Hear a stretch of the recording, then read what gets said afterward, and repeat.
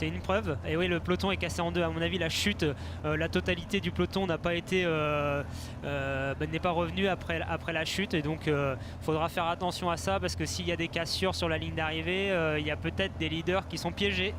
Ouais, j'avais le sentiment là que ça allait revenir vite parce que, alors j'ai aucun doute sur le fait que les trois vont arriver ensemble. Hein. Maintenant, je pense qu'on peut s'avancer, même s'il y a tout le monde, hein, ça se regarde encore. Hein. Décathlon, Wanty, Tudor. Alors là, Tudor, ils sont à la gauche de la route depuis 20 km, ils n'ont jamais pris un relais. Hein. Ouais, derrière, ça se regarde encore une fois, hein, ça fait la boule. Bah, c'est un signe. Hein. Si le peloton fait boule, c'est que l'allure n'est pas forcément à haute vitesse. Derrière, voilà, c'est Dinan Cycling. Ouais, quand même, hein, c'est pas, voilà, c'est normalement l'expérience, elle est dans les Continental Pro. Hein, c'est Anthony Rallet, ouais, qui mène la chasse. Il y a un Visma, il y a un Soudal, mais pas, non, il y en a sur le trottoir, les gars. Il y a une chute encore derrière, j'ai l'impression. Hein. Ah ouais, ça entassé encore dans le peloton. Et puis, Simon, n'hésite pas à nous dire s'il y a des leaders ou si tu reconnais des leaders. Il s'est arrêté au dernier passage sur la ligne, Simon. Mais de toute façon, il n'aurait pas pu être dans le peloton. Là, sur le circuit, c'est compliqué. Mais oui, il y a chute, ça c'est clair. Voilà le profil des 5 derniers kilomètres. Il faudra faire le point à la fin de la journée parce qu'il est possible qu'il y ait des grands perdants. Les grands gagnants, ils sont certainement, c'est sûr même, ils sont dans les 3 de devant. Mais il y aura peut-être beaucoup de grands perdants ce soir. Allez, qu'est-ce que le bord du trottoir, c'est interdit hein, maintenant de toute façon. Hein. Voilà, il n'y a personne. Bon, attention parce que là, c'est ce circuit entre Irel et Lafresnay.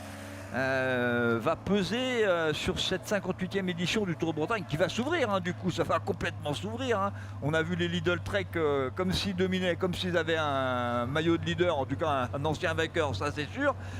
Sauf que là ça va ouvrir parce qu'il va falloir aller les chercher les trois là, parce que les trois ils vont finir 1, 2, 3, ils vont être 1, 2, 3 du classement général. On en a souvent parlé, mais je crois que les étapes de transition au Tour de Bretagne, ça n'existe pas. Et je ne sais pas quand est-ce que ça va exister. Mais ça n'existera plus jamais. C'est pas pour aujourd'hui parce que ils ont vraiment fait la course de bout en bout et ils vont aller chercher une super victoire, un des 3 en tout cas. Pour l'instant, c'est pas encore tactique. Là, le but, c'est vraiment d'être homogène le plus possible et ils penseront tactique dans le plus tard possible, j'espère, pour avoir le plus de. Au jeu des bonifs, normalement, je pense que voilà, il a le profil pour être le leader surprise ce soir, à terme de la première étape. C'est Ilan Larmé, le coureur du VC Rouen.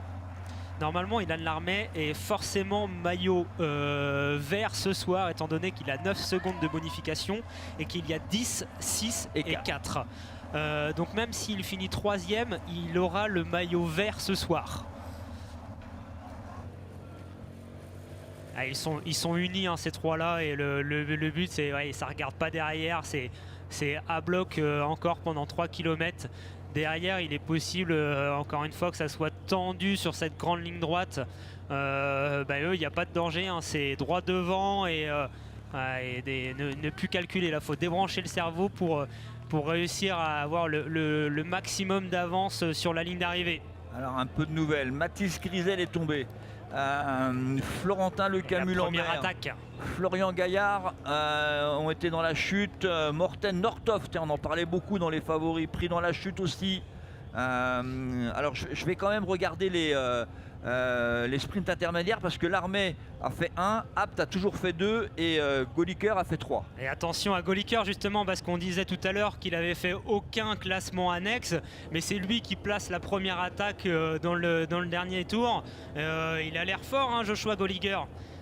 Celui qui a fait 6e au Lombardie l'année dernière, il a gagné au Val d'Aoste, il connaît le Tour de Bretagne car il était présent en 2023. Je pense que Ab est cuit. Et Ilan Larmé, là c'est le moment, il a raison, là c'est le moment de revenir tout de suite.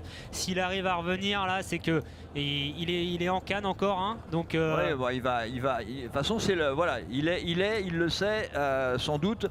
Il est le premier leader, il sera le premier leader du 58e Tour de Bretagne. C'est une sensation, hein, parce que on le dit, c'est une équipe invitée, une équipe qui est sur le papier inférieur évidemment, qui n'a pas le même entraînement, qui n'a pas les mêmes conditions non plus, même si on a fait de gros efforts parce que c'est une tradition le Vécéran. Mais je le disais, cette équipe n'est pas venue ici depuis 21 ans au Tour de Bretagne, ça fait quand même 2 décennies, plus de 2 décennies, et là ils vont frapper. Alors on savait qu'on les verrait cette semaine. Alors il y a le peloton qui a bien été réduit par les 2 chutes.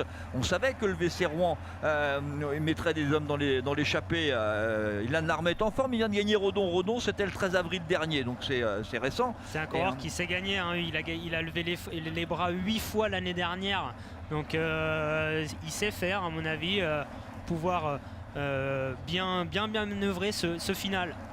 Voilà, l'écart qui est maintenu à 45 secondes, c'est beaucoup hein, avec les bonifications. Attention, hein, parce que, alors imaginons qu'on reste à 45, 10 secondes de bonification pour le vainqueur de l'étape.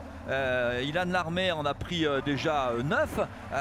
Imaginons qu'il gagne, ça fait 19. Plus, il pourrait être ce soir leader avec plus d'1 minute d'avance. C'est énorme, Thierry, parce que oui. c'est énorme, Thierry, parce que là on voit vraiment ça temporise. Je sais pas ce qu'ils attendent d'ailleurs, mais mais là il y a vraiment le feu, parce que ce Tour de Bretagne, on passe pas forcément dans par des grandes difficultés, donc avoir un déficit d'une quarantaine ou d'une trentaine de secondes dès la première étape avec un Ilan Larmet qui est en grande forme, il y a vraiment le feu, hein. Bah, on dit Larmet ou Larmet? Moi j'aurais dit, tu dis Larmet et moi je dis dis Larmet. Ilan Larmet, Larmet, je sais pas si on prononce le T. Larmet? Ouais, ah bon, on va lui demander, hein. C'est la question du jour. On voit Cédric Abt qui n'arrive pas à rentrer derrière, devant il collabore. On voit Ilan Larmet qui passe pas beaucoup de relais. C'est peut-être sa stratégie. On est aux 500 mètres. Il ne faut pas lancer trop loin après une course comme ils ont eu. Ilan Larmet en deuxième position, le coureur breton. Ouais, qui est normalement le plus fort, hein, on est d'accord. En tout cas, il a la meilleure position, hein. Deuxième, il est parfaitement amené. C'est lui qui enclenche, c'est lui qui lance le premier. Il n'y a pas de concurrence, hein. Il va aller gagner. Une magnifique victoire aujourd'hui d'Ilan Larmet. Il n'y croit pas, il peut être fier de lui parce qu'il a fait un véritable numéro. Bravo, hein. Deuxième, Joshua Goliker. Et troisième, Cédric Abt.